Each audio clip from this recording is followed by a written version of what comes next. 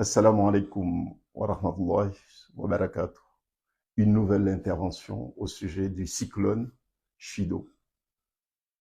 Au moment où nos dirigeants, le président de la République française et le chef de l'État comorien, Azali Assoumani, ont décrété un deuil national, il m'a semblé tout à fait normal de souligner l'importance de ces actes, certes symboliques, ces décisions hautement symboliques, mais qui déterminent aussi l'adhésion, l'engagement de nos deux États dans ce qui vient de se passer. Ces actes, certes symboliques, mais qui doivent normalement, nécessairement, entraîner, amener la population, nos peuples, le peuple français et puis le peuple comorien, à prendre conscience de la gravité des conséquences provoquées par ce cyclone. Il s'agit d'une catastrophe extrêmement lourde de conséquences.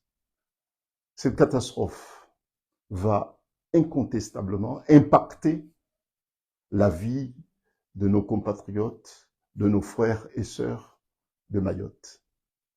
Pour retrouver une vie normale, il faudrait sans doute faire preuve de courage, de résilience et puis de solidarité.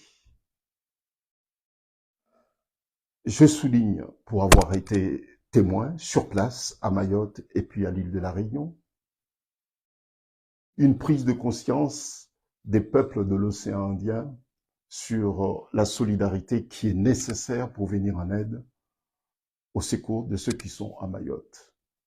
Les citoyens des îles de l'océan Indien se mobilisent. Les collectivités locales, à La Réunion particulièrement, pour avoir été témoin sur place, s'organisent, se sont manifestés pour venir en aide aux sinistrés de ce cyclone. Je tiens à remercier les peuples de l'océan Indien pour cet élan fraternel, cet élan de solidarité indo-océanique. Ça donne l'espoir. Comme quoi, effectivement, nous appartenons tous à un espace fraternel, un espace de solidarité. Et cette solidarité aujourd'hui se manifeste au profit des sinistrés de Mayotte. Je suis personnellement destinataire de plusieurs initiatives venant des autres îles de l'archipel des Comores, des spécialistes, des praticiens, des médecins, des infirmiers. Il y a aussi ceux de Madagascar. Maurice, sans doute, vont se manifester pour faire offre de disponibilité, venir en aide, en soutien à leurs collègues qui sont déjà sur place à Mayotte. Il y a ceux qui vont venir de France métropolitaine, il y a ceux qui vont venir de l'île de la Réunion, c'est déjà le cas, des médecins, des infirmiers, des autres îles, de Moélie particulièrement, d'Anjouan et puis de la Grande Comore, à Madagascar et à Maurice sans doute très prochainement, vont aussi, en tout cas, ils me l'ont déjà fait savoir, ils m'ont déjà fait part de leur disponibilité pour venir en aide, en soutien aux praticiens qui sont déjà sur place à Mayotte. C'est formidable. Et ces gens-là n'ont pas entendu à ce que l'État ou bien les États se manifestent ou bien les sollicitent. Ils se sont spontanément déclarés disponibles pour venir en aide, en soutien à leurs collègues qui sont déjà sur place à Mayotte. Les populations, n'en parlons pas. Il y a des collègues qui se font, collectes qui se font un peu partout, aux Comores, en France hexagonale, à l'île de la Réunion, des collectes gigantesques, massives, pour venir en aide aux sinistrés. Nous savons quel est l'état de la situation sociale, sanitaire à l'île de Mayotte. Bon, c'est très formidable. Je tenais à prendre la parole une nouvelle fois pour remercier, pour appeler à une solidarité encore plus massive, populaire, pour venir en aide à ceux qui sont à Mayotte. Je sais qu'à Madagascar, je sais que dans les autres îles de l'archipel des Comores, il y a aussi des collectes des denrées alimentaires, des collectes de légumes qui se font déjà sur place. Bon, on verra quelles sont les conditions à remplir pour les faire venir à l'île de Mayotte, pour venir en aide aux populations, notamment aux populations les plus vulnérables. Bon, voilà la solidarité indo-océanique. Je le savais que cette solidarité existe. Je sais que cette solidarité se fera spontanément et ça se met en place. Bon, mes regrets. Je pensais que les autorités comoriennes, après avoir décrété un deuil national, et que cet acte symbolique allait être suivi par des actes forts, par des décisions courageuses. Je m'attendais et je pensais que les autorités comoriennes allaient suspendre les activités électorales en cours, allaient suspendre aussi les activités sociales qui sont en cours. C'est avec regret que je constate que malgré ce qui se passe à Mayotte, je ne parle pas de ce qui s'est passé, puisque là, on ne parle pas du passé, on parle du présent. Ce qui se passe encore à Mayotte, que les autorités comoriennes ont encore le courage et sans scrupule ouvrent aujourd'hui la campagne électorale pour des législatives, comme si la vie des milliers de nos compatriotes qui sont portés disparus ne les intéresse pas. Il est question de disparition des milliers de Comoriens. Je tiens quand même à donner un chiffre qui est un chiffre officiel.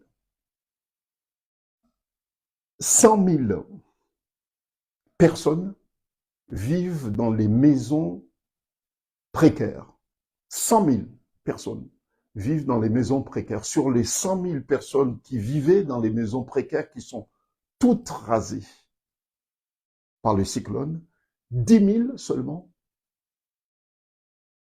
sont hébergés dans les centres d'urgence à Mayotte. 10 000. C'est le chiffre officiel. La question se pose de savoir où se trouvent les 90 000 personnes qui vivaient dans les maisons complètement rasées. C'est la question.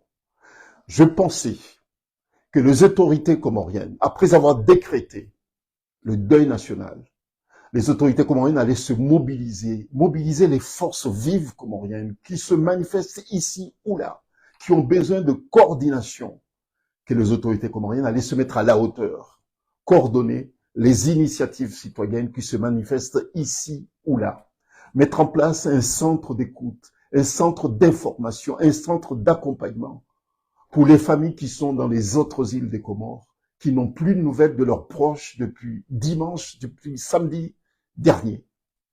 Je le pensais. Hélas, Azali, avec les siens, occupe les espaces politiques pour mener leur campagne, comme si la vie des milliers de Comoriens portés disparus leur importe peu, et ça semble être le cas.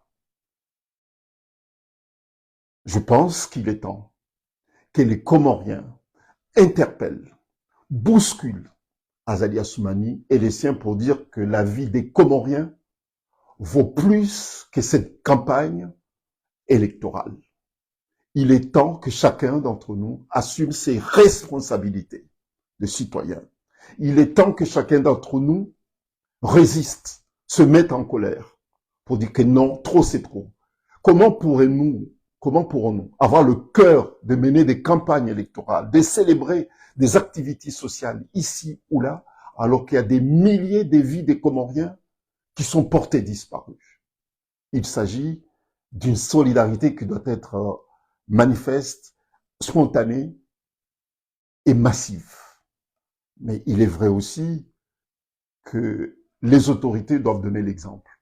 Dans la mesure où Azali a décrété un deuil national et qu'il continue avec des activités politiques en ouvrant la campagne électorale, ça veut dire tout simplement que son deuil national ne vaut rien, n'a aucun sens à ses yeux. C'est purement formel, c'est purement démagogique. Mais en réalité, il ne donne aucun sens à ce deuil national.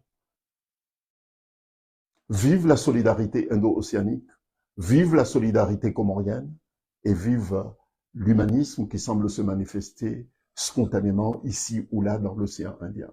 Merci.